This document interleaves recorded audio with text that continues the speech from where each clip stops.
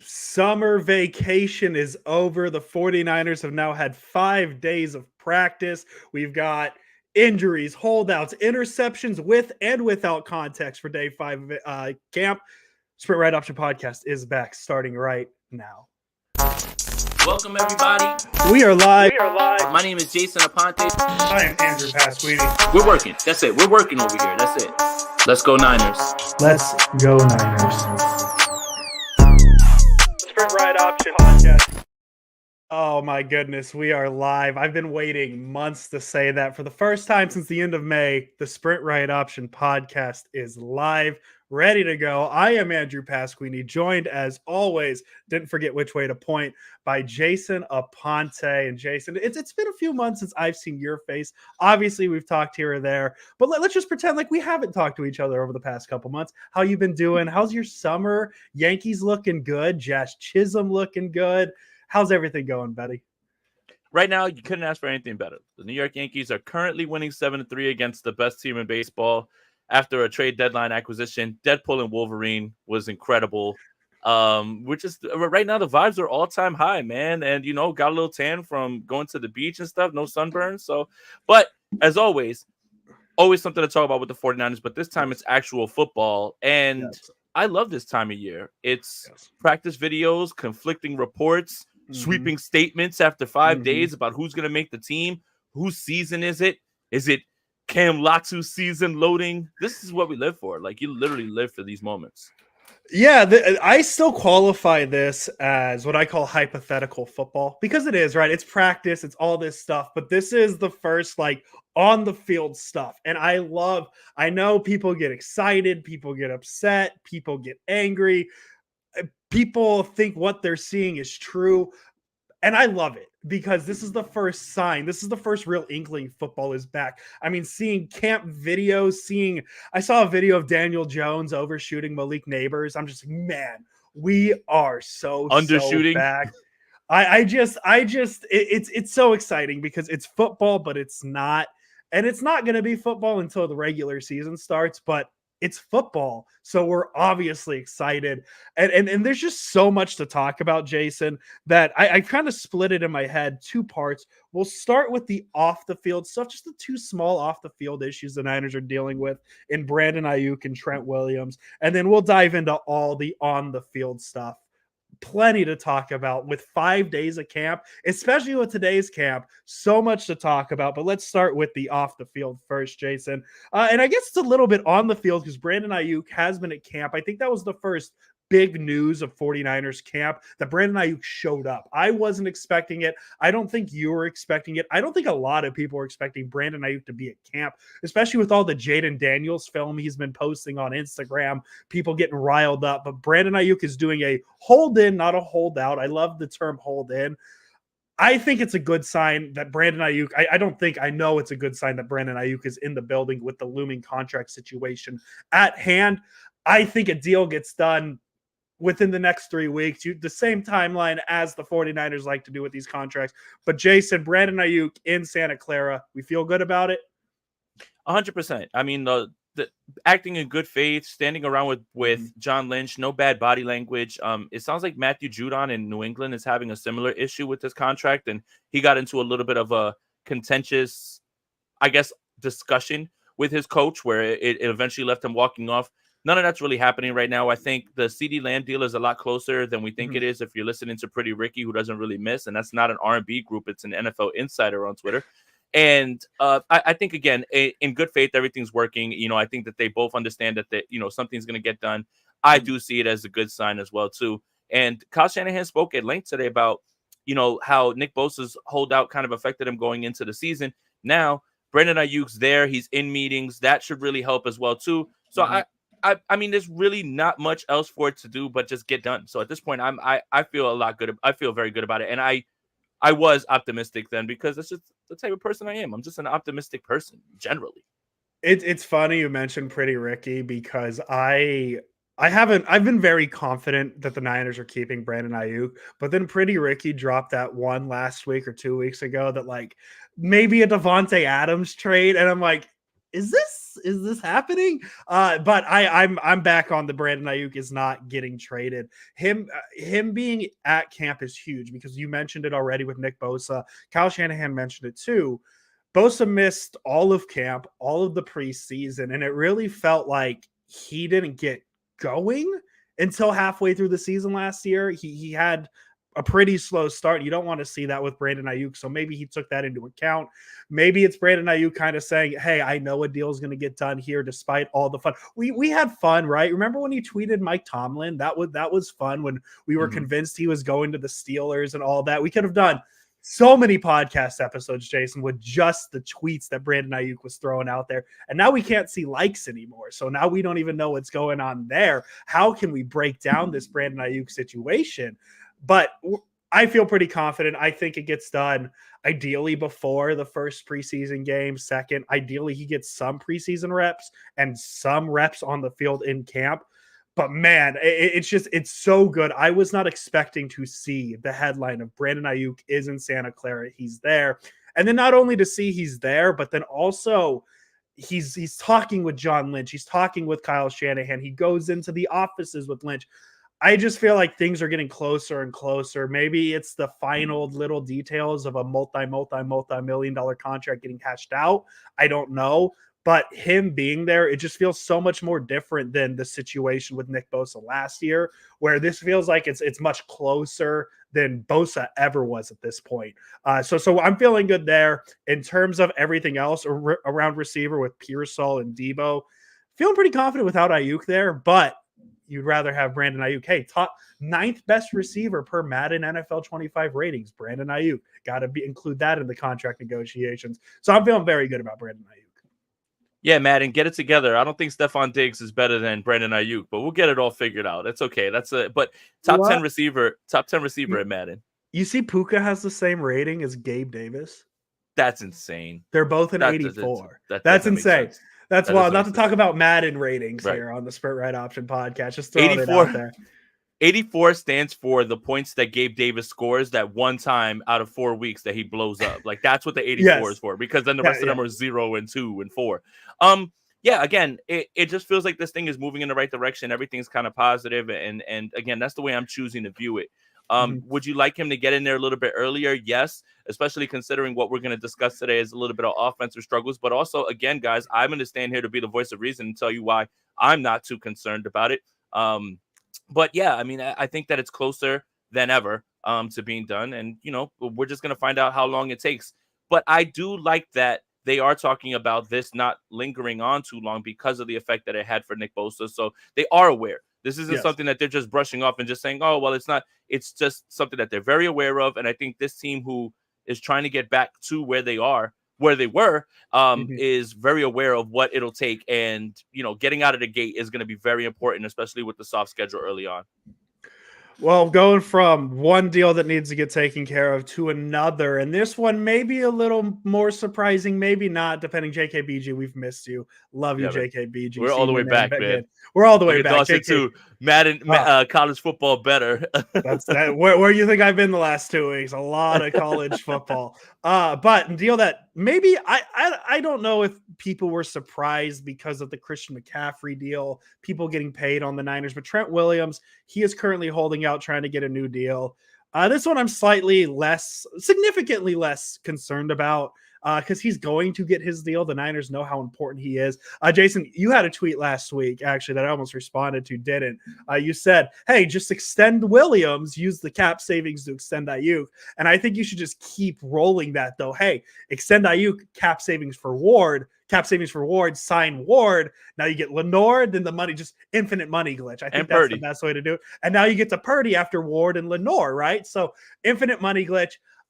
I know Niner fans are really sensitive about the offensive line. We're seeing it in camp because this is year 5 of the Sprint Right Option podcast. This has been year 5 of people panicking about the offensive line in camp without pads. And then the first day of pads being like, well, why aren't they ready? Niners know how important Trent Williams is. Trent Williams knows he doesn't have to do camp because he has been in the NFL for 15, 16, how many ever years he's been in. I'm not concerned about this. Maybe it's a little concerning to see the depth of the Niners offensive line in camp, but again, it is camp, None of this is real. It's all hypothetical football. Dominic Puny's playing right guard right now. Is he going to be the right guard week 1? Don't know. We'll see with Spencer Burford. But offensive line, some concerns. Trent Williams, I'm not concerned about. I think it's funny. Trent Williams watched what happened this entire offseason and said, Uh-huh. oh, they didn't draft my replacement. Uh-huh. Oh, Mhm. you guys don't like this offensive line even with me in it. Oh, I'm just going to stay home and I'm going to watch you guys freak out over the depth behind me. And every single practice that goes by with every single report only increases his leverage and increases the urgency of bringing him. I really have told people this because they're like, how can you extend somebody at whatever price that they want at 36? Well, look at it like this. You guys all want to figure out what this is going to look like without Trent Williams. We'll try to figure it out right now without Trent Williams. Yeah. Now close your eyes and look at that and realize that that is not good at all. And it does not like if you think letting Trent Williams go because, you know, the salary cap ramifications, which a lot of people really can't tell you how that works, you know, and I'm not going to be here to tell you because I don't know. Math is hard, and especially in the NFL, it's all funny money. Let's look at this offensive line if you had Jalen Moore starting left tackle. Yeah, right. So, yeah, Trent Williams is like, he watched everything that happened all offseason. He knows exactly who's behind him. He knows exactly the thoughts about this offensive line. He does want to play. He does want to play for the 49ers. I think that Brock Purdy and the way that this offense and everything that went on last year, it's kind of rejuvenated him a little bit more because it did sound like he was getting ready to hang it up at any moment. But not only cashing in on that, being on a team that can chase the Super Bowl, but he's not dumb. And Aaron Judge just hit a monster home run. My God, is he good at baseball? Holy crap. I miss these podcasts so much, especially during baseball season, because like Yankees on, Giants doing whatever. We still kind of have our hearts with our baseball teams while we're hyping up the 49ers. It's the exciting time of the year. But yeah, listen, Trent Williams knows what he's doing. He, as we said, he's not new to this league. He's not new. He fully recognizes that there is nobody behind him. And it was really funny on Friday seeing the like, oh, Jalen Moore getting cooked by Nick Bosa again on it. It's like, yeah, what did you expect? And nothing against Jalen Moore. It's just Nick Bosa.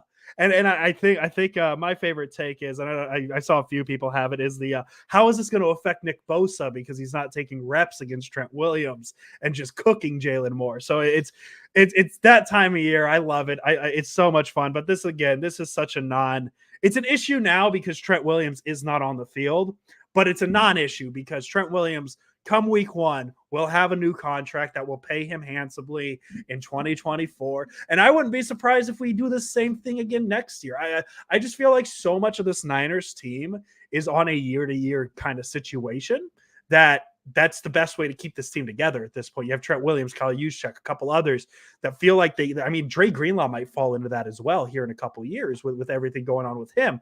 So we might be having some year-to-year Niners where we're seeing what's going on. Now, do I think Trent Williams is going to be longer than year-to-year? Yes, absolutely. I think he has maybe 2 years left. We'll see.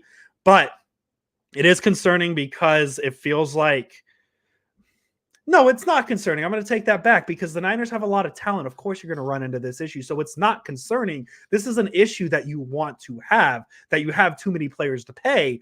It is concerning, however, that Trent Williams is not on the field on July 29th, 2024, a month and a half before football season starts. So that's where I'm at. The deal is going to get done, but it's just a bummer that, hey, the gang's not all there yet.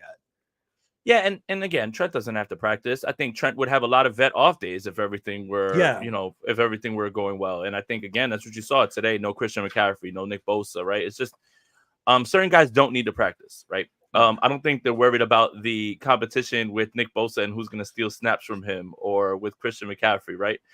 Same thing with Trent Williams. I think what they have to figure out is everything else at depth-wise, offensive line, defensive line, cornerback, safety, which is going to be very important. Yes. We got a very big update with that as well, too.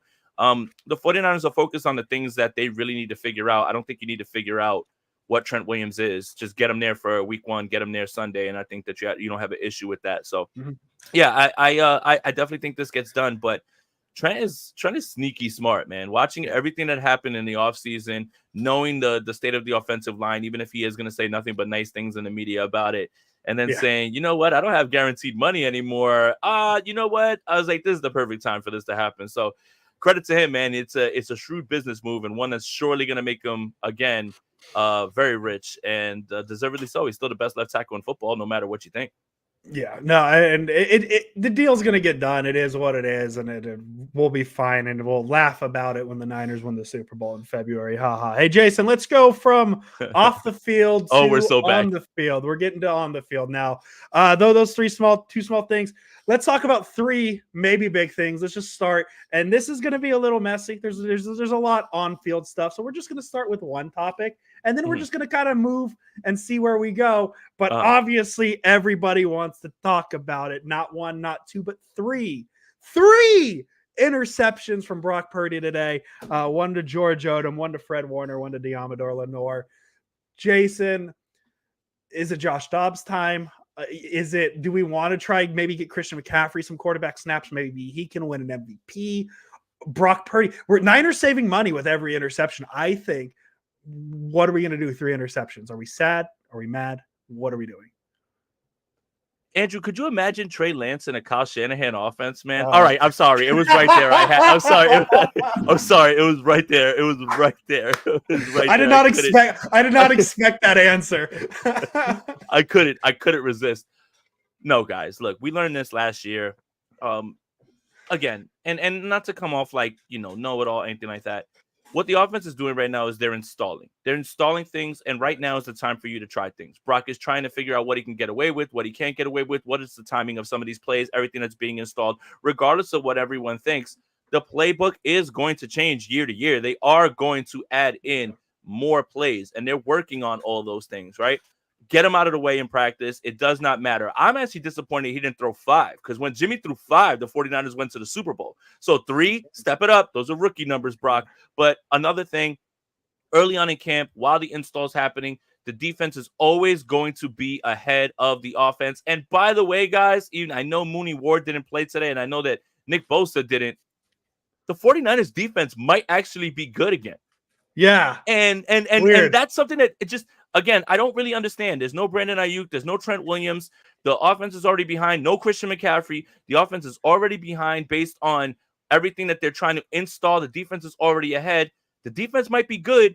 This is a complete non-story. It really is. Now, does it make for good content? Does it make for overreactions? For sure. But you would have thought that we learned last year when we started counting all these training camp interceptions and everything and then Brock Purdy turns in a MVP caliber type season. Guys, non-factor at all, but it is fun to talk about and it is fun to watch a lot of people get worked up over it. Well, that's my favorite thing about like talking about interceptions specifically at Niners camp is because you look at the names who made the interceptions. It's George Odom, potential week 1 starting safety. We'll see where Talanoa Hufanga is. Fred Warner, don't know if you heard of that guy, pretty good at football. And Diamador Lenore, who had a pretty good season last year, looking to maybe take that next step this year. So yes, Jason, I feel like in the panic of the interceptions, we forget that the 49ers also the ones forcing the interceptions, and maybe that's a good thing for the defense. I don't want to get into, I know we like to talk context. That's the word being thrown around on Twitter a lot. Jason and I were not at camp, so we can't give you that. We don't have it. All I know is these are all fake numbers. Tomorrow, Brock Purdy is going to have 0 interceptions. He's going to have 0 interceptions the day after that until he throws interceptions. None of it matters. I am in the belief, too, that, hey, this is camp. This is when you say, hey, the first read is to that way. Maybe we see what's going on. Second read and maybe take a chance there because this is where you want to make those mistakes and kind of see where you can work the offense. Non-story, just a lot of fun to watch Twitter panic. I think that's my favorite thing. If I could quote a meme, this is the best way for you to understand what's going on in training camp and it happens at practice. Has anybody ever seen that Patrick Ewing meme where he's like, what kind of shot is that? Do you work on that shot? What? I've never seen you work on that shot, so don't take it. Well, you have to work on that shot in practice, right? And you have to figure out what you can get away with, what you can't. If training camp interceptions matter, then so do spring training stats. Yeah. I really think that it's overblown. I think last year maybe it was a little bit more concerning because Brock was working his way back from a UCL injury. Maybe you're saying, oh no, the arm strength is there, but that's not the case. Again, this is a big nothing burger, man. But I think we do have to talk about stuff. And I think, again, you have to start to put into your mind that we're all worried about what this defense is going to look like, particularly against the run, Mhm. and with a new first-year defensive coordinator, and Brandon Staley doing whatever he's doing with this Yeah. defense. Maybe take this as a good sign that the defense is rolling in the right direction, and they don't even have all their starters back. No Greenlaw, no Bosa, no Ward. Maybe the 49ers have good cornerbacks and they have a good secondary. Nick Sorensen's a secondary guy. All those things matter too, man. So while I'm telling you that it doesn't really matter for the offense, it shouldn't make or break it for the defense, but I think it's a good sign for the defense. And again, the offense is installing everything right now. Yep. They're going about it in a way where they want you to make mistakes. If they wanted you to do, it's like a musician, right? A musician gets a sheet of music and they start going through it. Do you expect the musician to look at it and go boom, boom, boom, boom, boom right through it? Or is he going to stumble through it a little bit before he gets it right? It's exactly what training camp is for. I'm fine, man. I'm not too worried about this at all. In fact, I'm not worried about it. And I'm just going to actually, I'm actually going to make fun of people who are super worked up about it. Well, let's do it. Let's go to not worried about it. Let's hard pivot. Let's do our first hard pivot of the podcast. One of the three players who made an interception today, George Odom, part of that safety group you kind of alluded to. And I feel like safety is not talked about enough right now because I think pound for pound, because the offensive line gets all the attention for good reason, because we're very unsure about it. I'm really unsure about safety right now. Not in terms of quality, because I know there's some quality there. George Odom is a fine safety. Jair Brown showed some good steps last season, had a Super Bowl interception off of Patrick Mahomes. Talanoa Hufanga, a little unsure with the ACL. There's a lot of questions here. The Niners have been running out Odom and Brown first team, but you got to remember that the Hufanga injury is still affecting him. He might be ready for week 1. But then the other little caveat to throw in here too, not a current 49er, but safety on retainer. I totally forgot Deshaun Gibson. There we go. Gibson. So he's suspended the first, I believe, 6 or 8 games, whatever it is. 6 games. That throws a wrench in it because maybe Talanoa Hufanga is not 100%. Maybe you try and bring him in. So, Jason, very early on, I know Jair Brown had an interception. I believe it was day 3. He intercepted Purdy. Hey, common thread here. Another Purdy interception. We nervous. Odom has an interception as well. Where do you see the safety position right now? Because it's very interesting. There's a few names we could kind of rotate in. George Odom brought in as that special teams guy now might step into a significant role. Where do you see safety right now? I think right now you're seeing George Odom because he's a veteran who can execute the install that the defense is putting in as well too, right? Like I think again this isn't an indication of who's going to be there, right? Like it is going to be reps for Malik Mustafa, who I think is somebody who everybody's kind of talking about and excited about, but it is a way to kind of execute it so he can show the others how it's done. And I think George Odom has had enough experience, even if he is, even if he is a special teamer. But Jair Brown seems to have that other side locked in. I think the important thing is with the Deshaun Gibson thing is, John Lynch talked about we're going to stay in contact with him while he's suspended for the first 6 weeks, even before he found out the suspension. So they have it in the back of their mind that he is somebody who could play. Deshaun Gibson said he's not done. Who knows what's going to happen with that if some other team is going to go in and swoop in on him. But the Jair Brown thing is there. The Hufanga thing now is interesting because Mike Silver said Hufanga's spot is not like automatic, right? Yeah. And on top of that, you've got to figure out what sort of condition he is in, right? Like what type of player he's in. The NFL is a cruel business, right? Yep. 2 years ago, all pro. Last year, injury. This year, don't even know if you're going to get your starting spot back. Like, man. So it's going to be interesting to figure out what this is going to look like at safety. Is it going to be Mustafa? Is it going to be Jair Brown as kind of the free roaming free safety? Because I think he does have that skill set of being able to play back and move up and play downhill, and he's a ball hawk. Or is it going to be Odom for safety and Brown? Or is it just going to be Hufanga and Brown? I think a lot of us would like to just see Hufanga and Brown because that has a really nice ring to it in terms of, former All-Pro and guy who showed a lot of promise and somebody who is already saying all the right things and doing all the right things. So the safety is probably the one thing that we don't know right now. We really don't know at this point. But Mustafa has a chance right now to really step up. But it's not a shock that George Odom is the guy that's out there early because they are really putting out there the veterans who can execute the install to show the younger guys how it's done. So that really shouldn't tell you that they feel like they're going to him. But just keep in mind that in the back of your mind that the veterans are usually the ones that get the nod first from Shanahan. Yeah, and that's my big thing I take from camp is kind of how things are lined up when things aren't perfect. Because yes, absolutely, like Talanoa Hufanga is your starting safety right now if he's healthy. But George Odom, yes, he's the veteran, and it makes sense that he's getting the first team reps.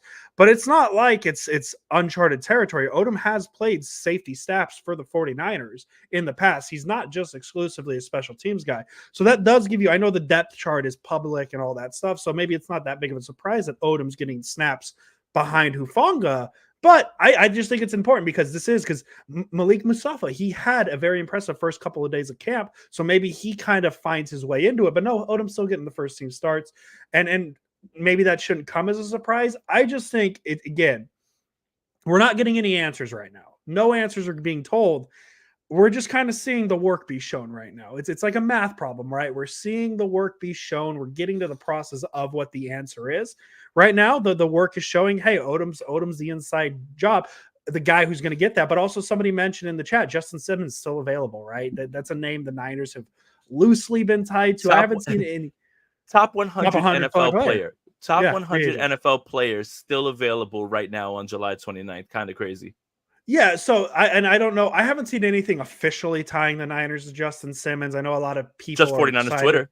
Just 49ers Twitter, and that's just what sports is now. Any available free agent, you want to go get them. So there's a lot of there is a haze in my there is a haze in the feed. I don't know what's going on. I think my God, my background lights going. I haven't seen long legs yet. I have. And speaking of that, oh man, Deadpool and Wolverine and long legs back to back, man. Cinema is back, man. Yeah. So actually, just completely unrelated, I watched the original Twister for the first time last week. Oh hell yeah! And now I'm all in for Twisters. Bill so Paxton? I want to watch that. I believe Hunt? so. Yes. Yeah. The OG Twister. What's his name? Oh, he's Philip Seymour Hoffman. There we go. Got the name down. Very good movie. You know what? I wonder, like, and not to go off on a tangent on movies, but like I've been locked in on cinema. That's why I've been keeping myself busy. Yes. I wonder what that movie pitch was like for Twisters. I've got an idea. How about Twister, but more than one Twisters? Yeah. And just like brilliant. Let's knock it down. Like it's like I want to be in these rooms when you guys think of whatever it is that like these movie things are. It's like not Twister, Twisters, more than one. Like whoa, I love it, Johnson. Now listen, what if we first movie we were fast, we were plenty furious. What if in the second movie we were too fast and too furious? Mm-hmm. Boom, yeah, exactly. It's the same thing too. Die Hard. What's the sequel name? Die Harder. It's just like, man, you guys are really, really pushing the envelope here. Talking sequels here on the Sprint Ride Option podcast. Jason, let's talk about that offensive line. Segueing to the offense. I'm old. If you just say, hey man, I don't know how. Segueing into the offense is really good too. That's a good one. I still have Twister on VHS. VHS. Wow. For the younger crowd, VHS was a way that we had to watch movies in which a VCR was used, and you could record things. So just wanted to give a history lesson. You don't just press the button on YouTube TV. You actually had to like plan it and all that stuff. 2 minutes after, just in case it goes over. Jason, let's talk about that offensive line. There is some news on it with Spencer Burford, broken hand. Don't know the timeline for him. Dominic Puni getting snaps. John Feliciano getting snaps. Where does John Feliciano fit into the offensive line? There's a lot with this offensive line. I think 4/5 of it's probably solved, right? You got the left tackle with Trent Williams, left guard Aaron Banks, right tackle, whatever that is situation. You got that solved, right? The interior feels weird. Jake Brendel probably your starting center. Right guard feels weird because it felt like it's Spencer Burford's spot, but now Burford's hurt. Feliciano probably the guy who's getting the second step here, but Dominic Puni getting a lot of praise from Chris Forster, a lot of reps today. Maybe Puni's a dark horse for this spot. We've already talked left tackle. What about the right side of the 49ers offensive line?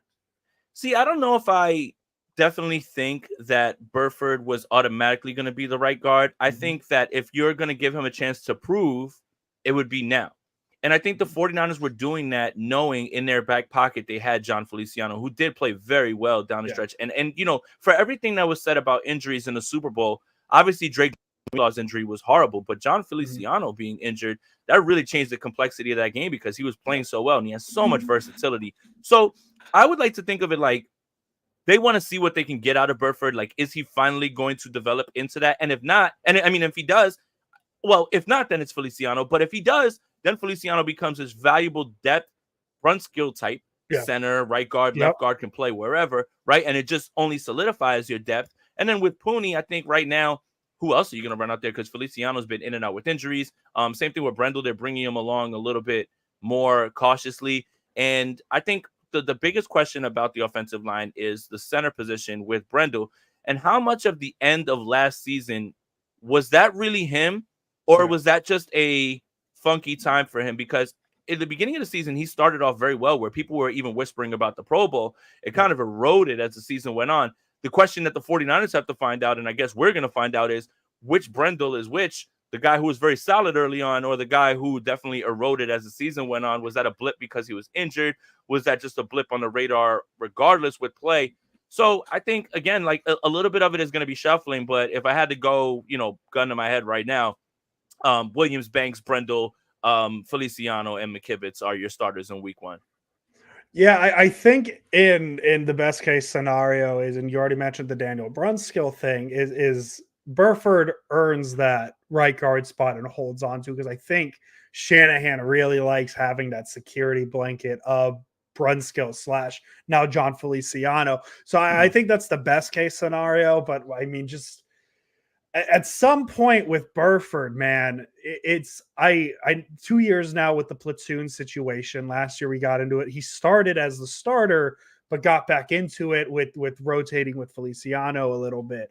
It's just at some point I would just like to have a solution there. And I know Burford ideally is him.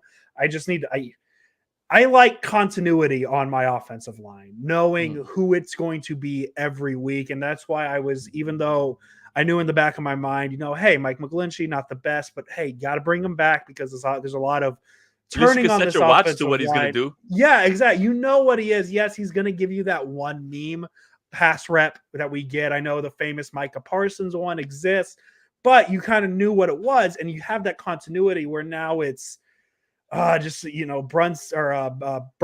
having that issue of not holding on to the spot, things like that. So I just want to see a little continuity on that offensive line. Other than that, I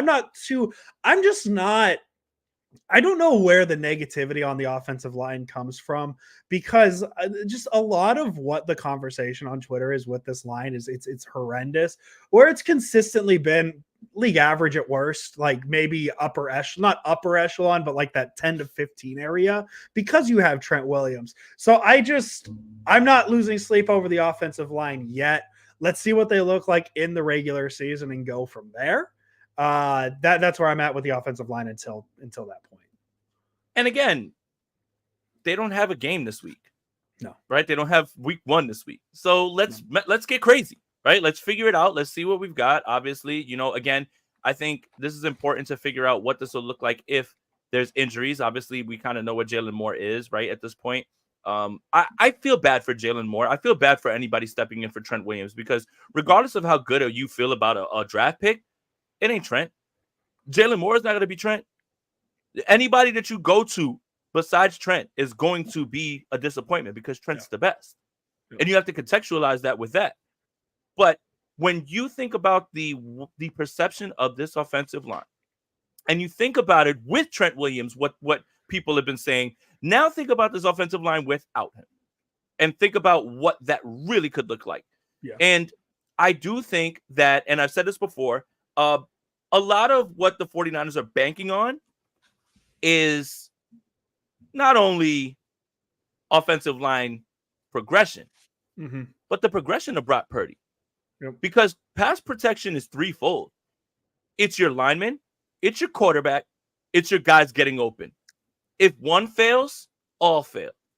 And there's ways to mass pass protection with understanding where to go with the ball earlier and quicker, faster, right? Guys have to be open for Brock to get there. If there's a timing route for Deebo Samuel and Brock looks over and he's getting ready to let that thing go and it's covered up and he's got to hold it for another second or two, that's when your pass protection fails. If you're not getting rid of the ball on time, you're holding on to it, and regardless, that's when things are going to look bad. Everything needs to be contextualized with pass protection. It's not just the guy in front of you beating you.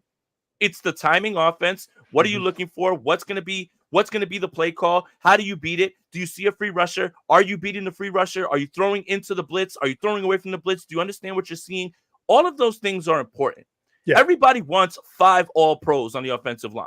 Sounds easy. Not going to happen. Not going to happen. But I do think the 49ers are betting on not only progression from their guys, but the progression of Brock Purdy to be able to pre-snap recognize things, be able to diagnose things faster on the move and understand where the blitz is coming from, and also having guys get open, which is why he targeted some separators in this. So I know that it's not the answer everybody wants to hear. Everyone wants you to draft linemen. Well, everybody drafts linemen until you draft the wrong lineman, and it's somebody who's not actually, going to be good. So, yeah, I think, again, it's all a work in progress, and thank God there's not a game going on right now. But I think the 49ers are betting on Brock Purdy being a little bit better, which can offset the pass protection. Yeah, I think that not to pivot from the offensive line to the quarterback position, but I really I just feel like what I've seen from what they're asking Purdy so far in camp, I feel like they're expecting a step, not just a little baby. Yeah, he was this good last year, maybe just a small progression. I think they're expecting, not to put too much pressure on Brock Purdy from the Sprint Right Option podcast. I think they're expecting a step of MVP candidate to and MVP. Let's not forget. Brock Purdy's faster than Lamar Jackson, man. You got to make sure you remember that. Yeah. That 10-second split, how much he moves, he's great. It's amazing. Is that even real? Wasn't that what the reference was? 10-second splits with No, Purdy? I know, but I'm saying, is that even a real thing? No, I do think there is going to be a little bit of Brock having to run and move a little bit more too. Also, I think they're kind of betting on that. One side of the trenches to the other, Jason. Not too much going on. Bosa's cooking, Jalen Moore. We knew that. YGM. I think that's the name. I saw somebody tweet that out. Yatur Gross Matos. I think that's the nickname we should run with. YGM looking pretty good early on. Maybe the biggest concern, Drake Jackson.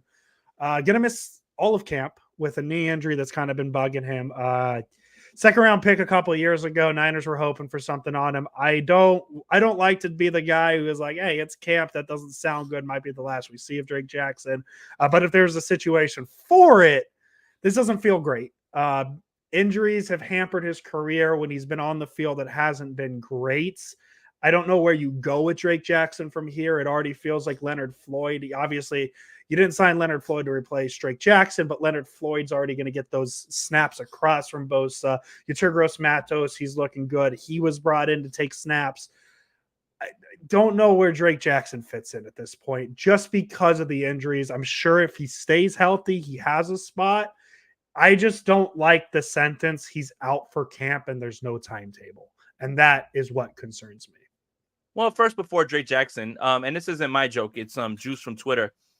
Every time Yatur Gross Matos sacks the quarterback, we all need to be yeet, yeet, yeet. Sorry, that's my wrestling reference. I had to hold on to that one. But with Drake Jackson, I think they weren't really counting on him.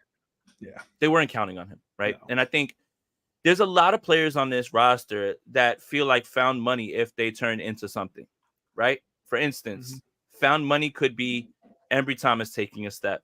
Found money could be Drake Jackson doing something. Found money could be Cam Latu actually playing meaningful football. These are all found money things. It's not something the 49ers are banking on. I don't think the 49ers were sitting there waiting for Drake Jackson and saying, well, everything hinges on that. I mean, they went out and got Leonard Floyd. They bring in Malik Collins. They bring in Yatur Gross Matos. They expect something from Robert Beal. They've been talking about that as well, too. It's going to be something where if he does something, great. But we're not tied to the idea that we need him. And that's smart. Proactive, not reactive. So it's unfortunate because now Drake Jackson is getting into his third season. He's only, 23 years old or something like that? And I didn't even know Talanoa Hufanga is just 24, by the way. It's insane how young these guys are. So I wouldn't be quick to say that it's over. It's not looking good. But the 49ers aren't banking on him. Yeah. Banking on him and hoping that he does something are two different things. Same thing with Danny Gray. Danny Gray's found money. If Danny Gray turns into something and he turns into a player that takes a leap, great. But we've got Aiyuk, Samuel, Pearsall, like everybody is already set. You got your first 5-6 guys. Jennings, you got your first 5-6 guys. If Danny Gray turns into something, great. But we're not betting on that, and we're not banking on that. So I think Drake Jackson feels the same way. Sucks because he has a ton of potential, obviously. Needed to put on some weight, needed to learn some other moves in terms of pass rush, needed to be better against the run. But I don't think this is something where the 49ers are kind of just sitting there like, oh, my God, Drake Jackson's not ready. What on earth are we going to do? I think they kind of been preparing for that the entire offseason. Well, it's just interesting, too, because it really feels like maybe it's a little camp overreactions, Jason. Stop me if you've heard that before. It feels like this is the first time that the Niners at the defensive end have their two guys. And in recent years, it feels like they almost, I don't want to say they've tried to moneyball the position because they have made honest efforts to go get big names. Well, that's what they're doing. They're doing it again with Yitzhak Gross-Matos. That feels like the Charles Omenihu. That feels like the Charles Omenihu move. Like where you're and Kyle Shanahan got asked about it. Don't you think that he's Charles Omenihu or Arden Key? And that's exactly what they're doing. It's not Moneyball, but they're betting on traits, and they always have. Yeah, but it just feels like this is the least depth they've had on the defensive line for a while, where it really feels like on the outside, it's Bosa, Floyd, Yetur Gross-Matos, and then on the interior, you got Hargrave, Collins, and newly signed Jordan Elliott. I know there's a lot of names I'm missing because there's good depth there, right? Because Kevin Givens, T.Y. McGill, Kevin McGivens, names like that we're used to. But it really feels like the Niners going into any given week, especially on the outside, it might not have been the best names, but there'd be like 4 or 5 names, Bosa included, and then it's like, okay, Hyder might have a big game here, or Key, or Omenihu, or Ebukam, or guys like that. Where this year it's like, okay, a lot's going to be on Floyd and Bosa. Gross-Matos is going to be there to help, but we're really banking on our two big guys we got, and it feels a little bit of the same on the interior as well. Well, Floyd is durable. That's another good thing, right? Like, that's one good thing. But doesn't it kind of feel like there's a little bit more of a shift? And we talked about this after the draft because they didn't draft a defensive lineman, which is insane, but they brought in a bunch of secondary guys, not only in free agency. So maybe, perhaps, we feel we can generate enough pressure with what we have, but we've got guys on the back end who could cover now. So whether this turns out to be the right decision or not, it's still a shift from the ideology that's been there, because there has been a lot of complaints about, man, coverage gets beat after a while, at certain points, and maybe it's a change. We're going to find out if it's right, but it does feel like the 49ers are kind of looking at it like, hey, we can get by with this defensive line. We can get coverage sacks also because we've got guys that can cover on the back end, and we've got 2 really good linebackers who can cover as well too. So it is a philosophy change, and then you couple that with the fact that Brandon Staley is a guy who runs a lot of 2-high safety and is a very good secondary guy. That's why he works with the DBs at camp, and so is Nick Sorensen. He's a former DB. All of this is kind of lining up, and this is kind of the pieces we've been putting together, especially when you see the 49ers didn't draft a defensive lineman the entire draft, and I think that was one of the biggest shocks of all, that they didn't do that. So I think they are kind of like getting ready to kind of shift this thing over to the secondary and see if they can create some sacks and some pressure that way. Jason, we've gone through a lot of the big things I wanted to talk about today. I'm sure there's a lot of other big things I've missed. Anything you have that we haven't touched on? Because there's a lot of little things here and there, and I think that's the beauty of camp that we can touch on here, that we can give some time. But is there anything really big that you've been itching that we haven't touched on yet that you got? Kyle Shanahan mentioning Jordan Mason. That was one of my little things. Yeah, so go ahead. Let's do this. And saying nothing against Elijah Mitchell, but Jordan Mason's been looking very good. Yeah. And again, this is something they said last year. We're going to lighten Christian McCaffrey's workload. Well, if you really want to, I know a guy who has fresh legs, hasn't been hit much, who runs pretty well whenever he's given an opportunity, and that's Jordan Mason. But it felt like the 49ers have not only trusted Christian McCaffrey because of the pass blocking and everything, but wanted Jordan Mason on special teams for some reason, just exclusively there. You see them draft Isaac Guerendo. Guerendo's going to be out for a little while with the hamstring. He did mention Elijah Mitchell, and it doesn't feel like Elijah Mitchell is going anywhere. Cody Schrader is probably your best bet for undrafted free agent running back that comes out of nowhere, a la Jordan Mason, and somebody who makes noise in camp and is somebody who eventually starts to push fans to say, hey, please, let's get this guy more carries. But Kyle being frank and talking about Jordan Mason and saying, hey, nothing against Elijah Mitchell, I think he's starting to see it too, because unfortunately Elijah Mitchell can't stay healthy. And every time Jordan Mason seems to get his moment, he plays pretty well, aside from a few miscues here and there, either pass blocking or, what have you, fumbling the football. Yeah, and Elijah Mitchell is just such an interesting one because we talked about his future a little bit last year. We kind of had this both like, hey, he's not going to miss the cut because he's on the team, but like it's an interesting name to watch in the future. And then they draft Isaac Guerendo, and I'm not trying to say they were trying to replace Isaac Guerendo they weren't trying to replace Elijah Mitchell with Isaac Guerendo, but to kind of hear how blunt Shanahan talked about Mason in terms of Mitchell, you got to wonder if the Guerendo injury maybe not saved Mitchell, but just it's weird to me that when talking about Mason, he directly because there's ways to talk about Jordan Mason without mentioning anybody else on the running back field, unless he was asked specifically about the two. I might have missed that.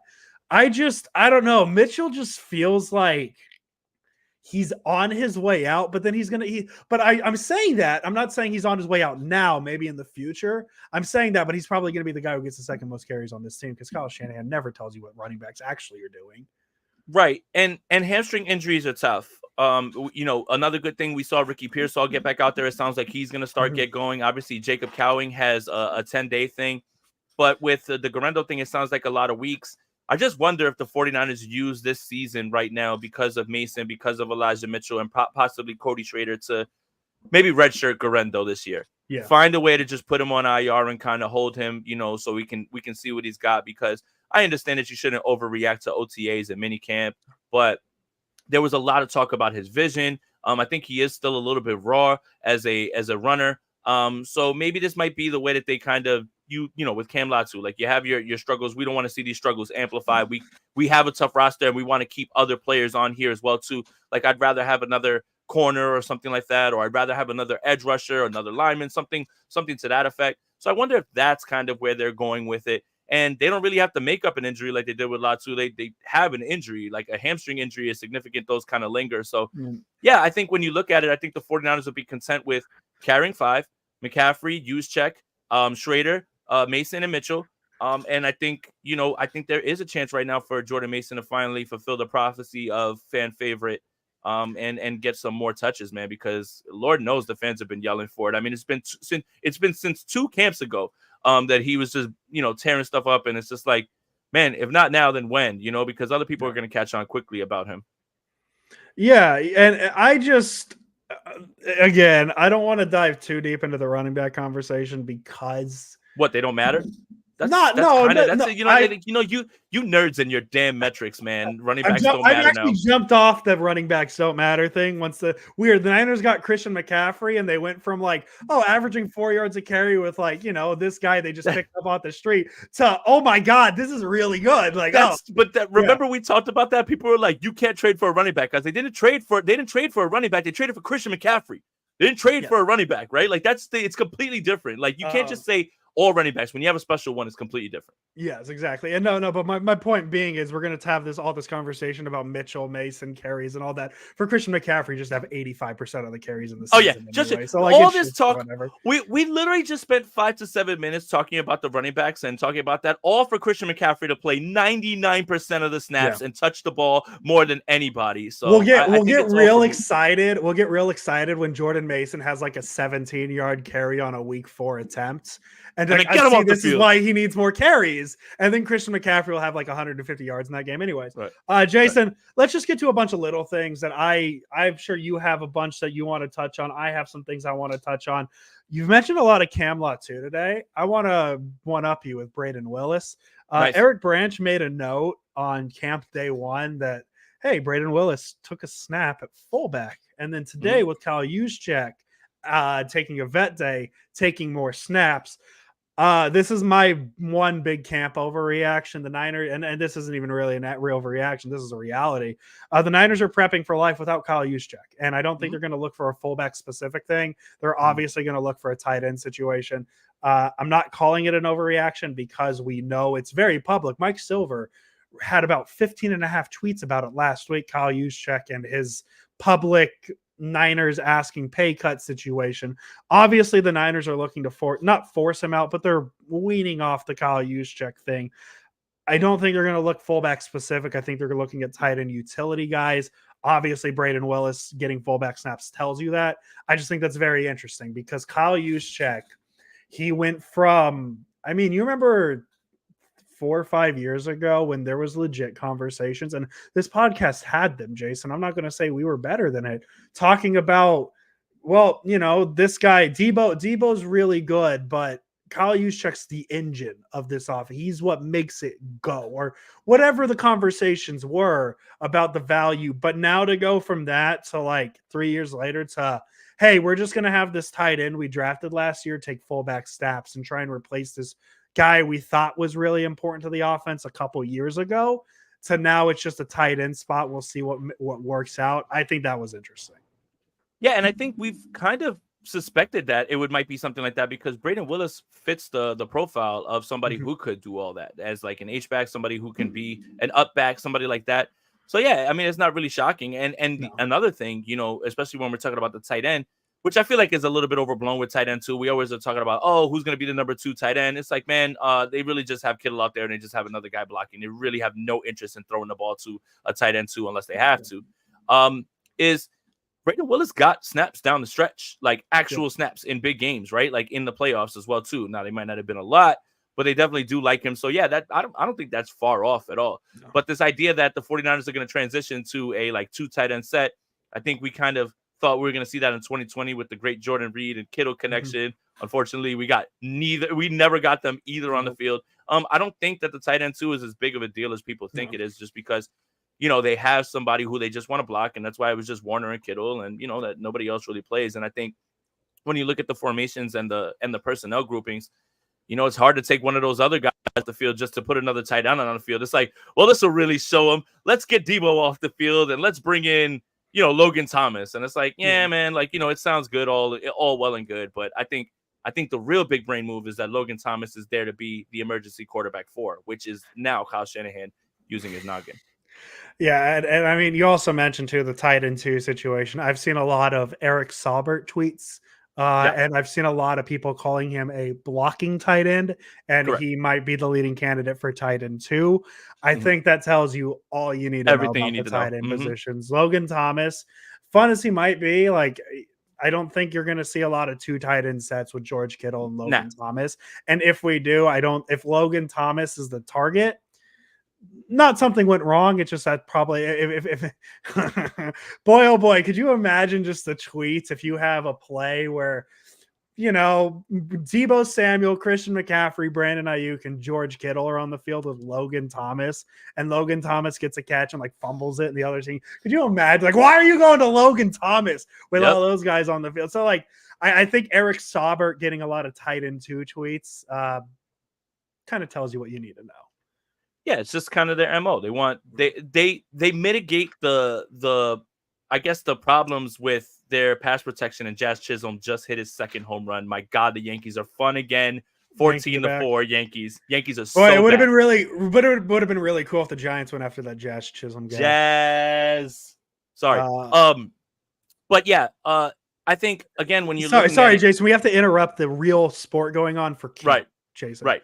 No, the real sport is football. The thing is they mitigate a lot of the stuff with the offensive line by having such a great blocker in Kittle and then pairing him with another one, right? Like in the run game, another good blocker. So again, it's hard to see the 49ers getting away from that. If we're so concerned with the offensive line and the way that they're going to be blocking, regardless if Trent Williams is going to be there or not, the 49ers are going to find a way to use Kittle and another blocker to help them run the football and in times pass protect. So yeah, I mean, it all just goes hand in hand. It always comes back to pass protection and the offensive line, doesn't it? Huh? Funny how that works.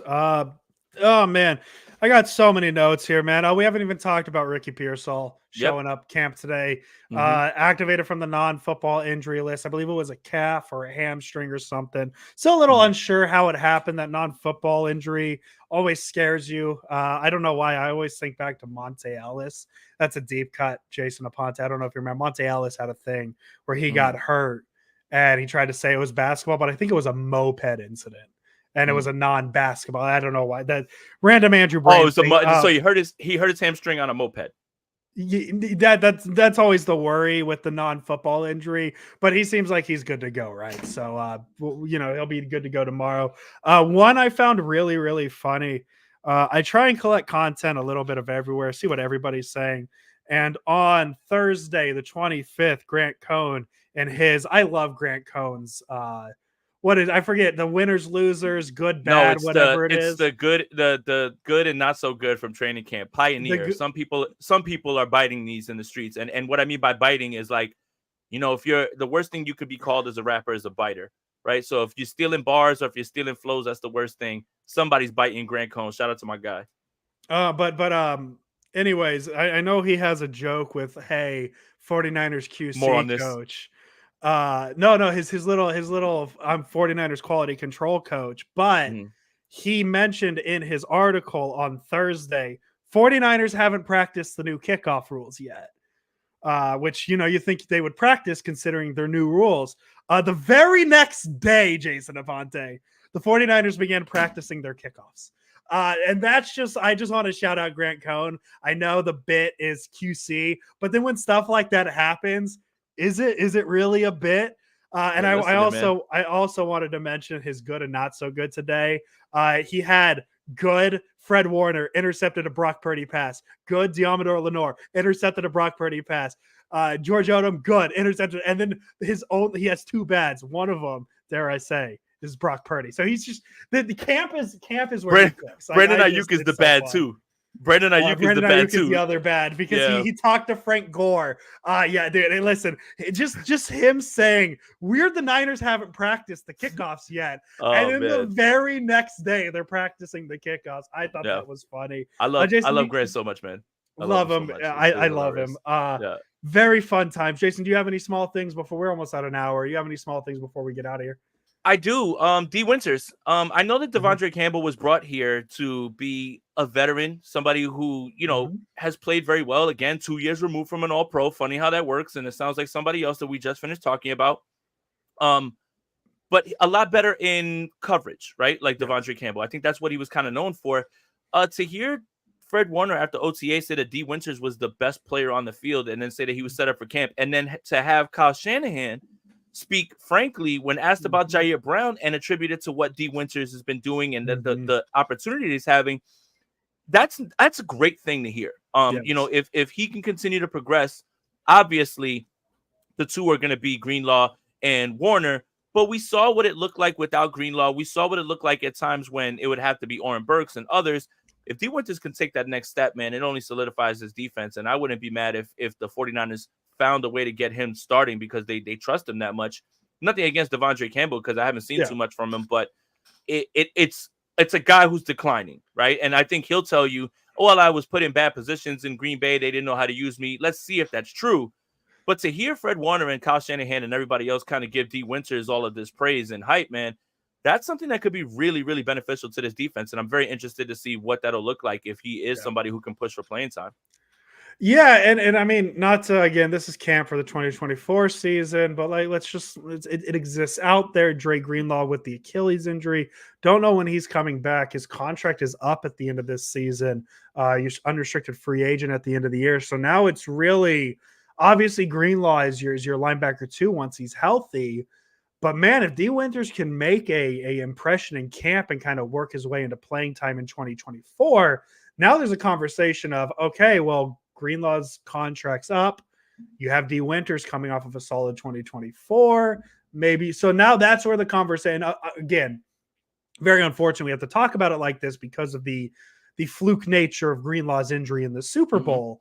But it exists. It's the NFL. It's a business. Greenlaw is a free agent at the end of this year. D. Winters getting a lot of hype. let's see what happens. I think Devondre Campbell is still your linebacker 2 as of now, just because of the veteran situation we mentioned with George Odom. But maybe you come week 3, 4, maybe those snaps kind of separate or start getting switched off from Winters to Campbell. And then Winters has a lot of reps by the time Greenlaw comes in. There's a lot going on here. There's a lot of moving parts with this defense, especially at safety linebacker. Thank God the 49ers seemingly have cornerback and the pass rush figured out, because those are 2 other huge parts. But yeah, D Winters, great shout, Jason. I also want to shout out Nick Zackel. He's getting first team center snaps. So there's another getting reps. So New York Jason, boy. It's exciting times, man. We're starting to get football on the timeline. I don't want to cut you off. You have any other things you want to touch on? D Winters, you mentioned. What else you got? No, I'm good actually. You good? It's great to be back. And yes. An hour show, 220 people in here. Football is so back, man. Everybody's in here watching, man. Again, if you're tuning in on YouTube, hop on over. If you're not, please just give this video a like. Subscribe if you like the content. It helps us a lot. And subscribe to the Sprint Right Option podcast wherever you get your audio podcasts. We would love if you did that. Let's just give them a little bit of what we're looking at here the next couple of weeks, because I'm making it a little weird. I apologize, Jason. But we're shooting for once a week right now, just with camp, all that fun stuff. Maybe twice a week if it calls for it. But once preseason kind of gets rolling, Sprint Right Option podcast going to take a quick 2-week break. I got to go to Italy. I got a trip planned. My girlfriend wanted to do it for her birthday. Her birthday's in September. And I said, hey, we can't miss the real football games. Let's miss those practice football games. Why don't we? So we're doing it in August. So we're going to Sprint Right Option podcast is going to take a quick hiatus for 2 weeks. Or we'll just have a backup. We'll just have a backup podcaster like step in. Well, that's what I was saying. If it's not the Sprint Right Option podcast, Jason Aponte, plenty of content. You got Face of the Franchise with Brad Graham. You have the show with Steph. That Bully name Ball is tomorrow. Bully Ball. Jason Aponte with Brian Peacock. That's the new show coming up. So there's a ton of Jason Aponte content coming up. But once I get back from Italy, Jason, that's when we kind of get rolling. We're back to 2 podcasts a week. We're going to have a couple weeks in between preseason and the regular season. A lot of great content, not only coming from the Sprint Right Option podcast, but coming from your favorite podcaster's favorite podcaster, Jason Aponte. So I'm looking forward to all the content we can get. I'm a little bummed that the Italy thing's happening. No, I'm not. I'm not sad I'm going to Italy at all. A little sad I'm missing preseason football, but I'm going to be in Italy, so who cares? Just wanted to give everybody the content update, the schedule update. I know we go on our traditional summer break. This is the first episode back. I'm so excited. Jason, do you have any final words before we get out of here? Anything you want to plug? Anything you want to hype? I'm excited, man. Football's back. Nah, shout out to you guys. Thank you guys for being here again. If you're not on YouTube, hop on over to YouTube. Just give this video a like. Subscribe to the channel. It helps us out a lot. And I can't believe we went an hour and 2 minutes and didn't make one joke about Andrew and I write for Niners Nation. But that's where you can find us writing the entire time, talking about football as well too. So yeah, and follow us on Twitter or X, whatever the kids are calling it, Jason Aponte 2103 and Pasquini Andrew. You'll see those at the bottom as well too. And just happy to be back with you guys, man, and happy that we're talking football as a family. And can't wait to argue with you guys all year. Yes. And I mean, listen, man, you mentioned the joke of we went an hour without mentioning the Niners Nation thing. We also went a whole hour without mentioning a certain Michigan man not missing any kicks in camps yet. But we don't have to. Yes, he did. He missed one. He missed one. Oh, he missed one. Okay, never mind. Yep. We don't have to talk about it. We skipped it. Don't have to talk. Missed one. He missed one. He's out. We don't talk about it anymore. We'll talk about it in the regular season. But ideally, he's making field goals. Jason, I'm happy to be back, man. Spirits are high. Football's back. We're getting there. We'll be back maybe this week if something big happens, but next week for sure to talk more Niners camp. Been looking forward to say these words. Jason Aponte, as always. Let's fucking go Niners. It's good to be back. Let's go Niners. Baseball's over. It's football season. Let's go. Baseball's a real sport. Welcome, everybody. We are live. My name is Jason Aponte. I am Andrew Pasquini. We're working. That's it. We're working over here. That's it. Let's go Niners. Let's go Niners.